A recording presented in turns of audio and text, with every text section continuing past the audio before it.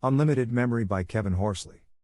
Remember that time you talked to that friend about the differences between short-term and long-term memory? You probably don't. We don't blame you, we can hardly remember what we had for lunch yesterday. The book for today, appropriately titled Unlimited Memory, is written by someone who remembers not only all of his last week's meals but also about 10,000 digits of pi. Kevin Horsley is a professional speaker, learning assistant, an international Grand Master of Memory, and twice a memory world record holder. He's right when he says that whether it is because of tomorrow's exam or because of your wife's anniversary, memory is the cornerstone of our existence. It determines the quality of our decisions and, therefore, our entire life. Fortunately, like so many other things, memory isn't something we're born with, but a tool that can be sharpened.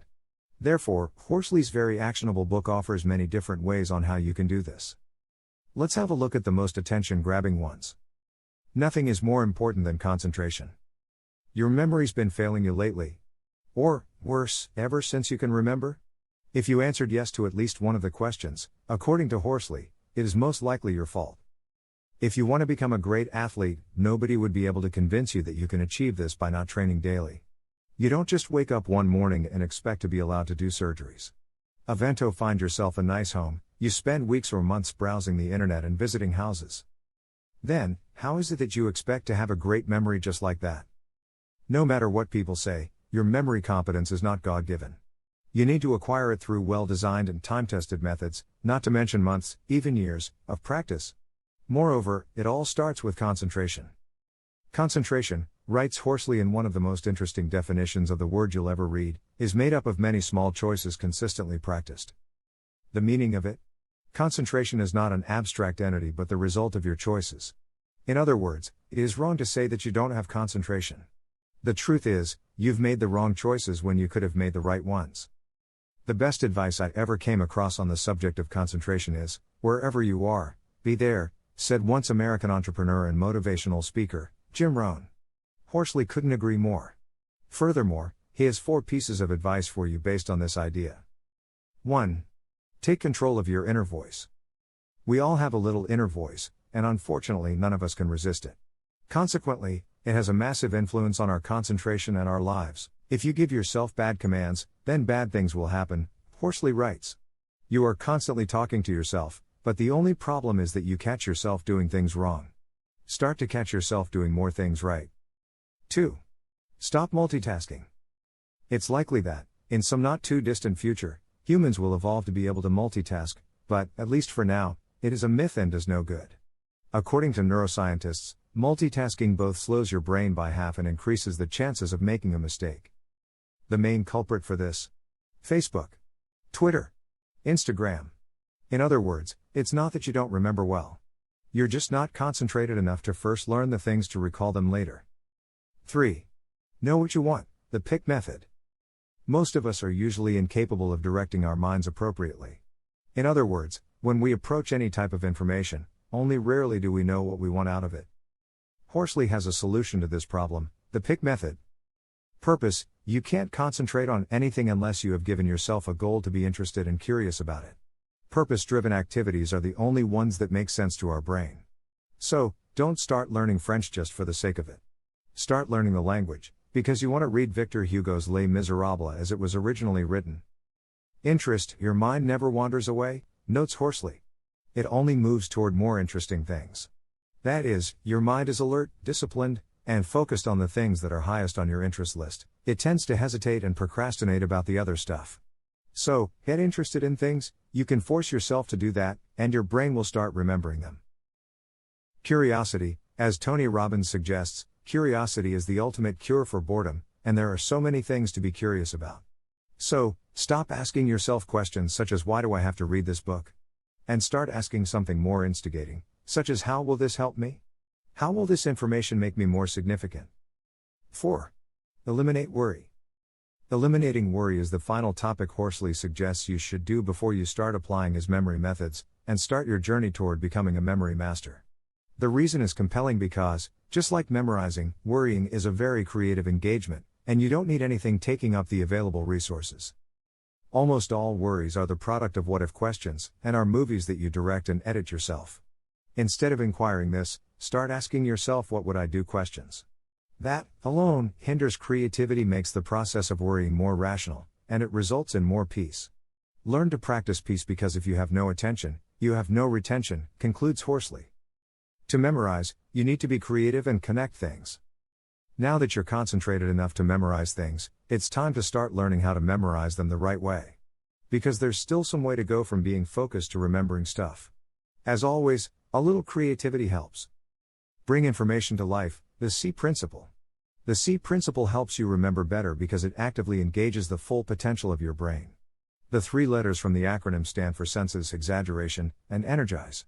They sum up the process by which you should remember things from now on in general. S. Senses. There are only 5 ways to engrave anything into your brain, and these are the 5 senses: sight, sound, smell, touch, and taste. The more of them you include, the better you remember things. Smell, sight, sound, taste, everything helps.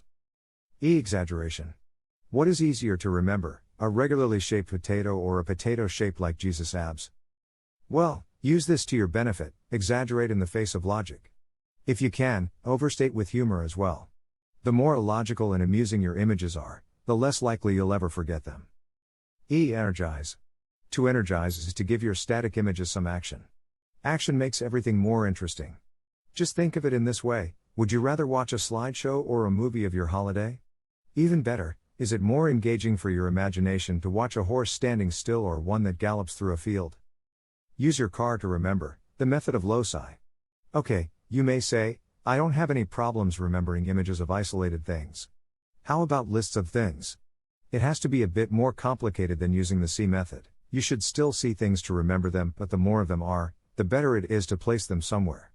The reason is simple: evolution is hardwired into your brain. Ancient men were particularly good at remembering routes. They had no choice. In the absence of Google Maps, that was the only way for them to be sure that they were not going to get eaten by a lion or be left behind by their tribe. Tips follow so you can memorize a list. First, in your imagination, place each of the items on the list, transformed through the C method, in different rooms of your home. Walk around the rooms, picking item after item, one by one. Lists are abstract, but routes are very concrete. As your mind has been trained by evolution to remember routes much better than abstract concepts, by creating points of reference for each item of your list, you'll recall the list of items as well. Horsley remembered 10,000 digits of pi by using this method. Remembering numbered lists, the rhyming peg method. Memory masters used rhymes the same way we use clothespins. Called clothes pegs by the British, which is why the method we're about to introduce you to is called the rhyming peg method. Since numbers are abstract things, we don't remember them as well as we remember images. Rhyming pegs are an excellent way to circle round this evolutionary shortcoming. It's a 2-step method. In the first step, you engrave in your long-term memory 10 words that rhyme with the numbers from 1 to 10. In the second, you link the images that now represent the numbers to connect them to images that represent the things on a list. Horsley's rhymes for the numbers from 1 to 10 are the following: 1 bun, 2 shoe, 3 tree, 4 door, 5 hive, 6 sticks, 7 heaven, 8 gate, 9 vine, 10 hen. Now, say that the first thing on your list is something as abstract as love. You can easily imagine a heart-shaped bun. If the third thing on your list is curiosity, you can imagine the Cheshire Cat falling from a tree. Curiosity killed the cat. The more real the items on your list are, the easier it will be for you to remember them. You can extend the method by finding more words that rhyme with the number, for example, sun, tum, gum, and gun. However, the most important thing is to etch these rhymes to your long-term memory. After all, they are the pegs. Remembering names, the 4C method. If you want to remember names like a memory master, you have to focus on the 4 C's, writes Horsley. Concentrate. Don't leave it to chance whether you'll remember someone's name or not. Concentrate. Repeat it out loud after you hear it, and, if it is a tricky one, ask the person in question how to spell it. Create. Just like feelings and numbers, names are abstract things as well, so you have to create an image for the name in your mind if you want to be able to recreate it later. It's okay if you have to think hard about this one because we only remember what we think about. Some of the names just naturally create an image. The author's surname, for example, is Horsley, so you can picture Bruce Lee on a horse. His first name is Kevin, which sounds similar to cave-in, so you may imagine Bruce Lee falling from the horse or surrendering. How can you ever forget that?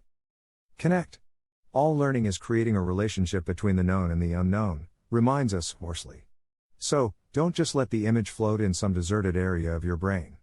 Connect it to something you know, the face of the person, some of their traits that you're bound to remember, like a gesture or clothes. Continue. Whatever the method you end up using to connect the image created through concentration and imagination, make sure you revisit this connection from time to time.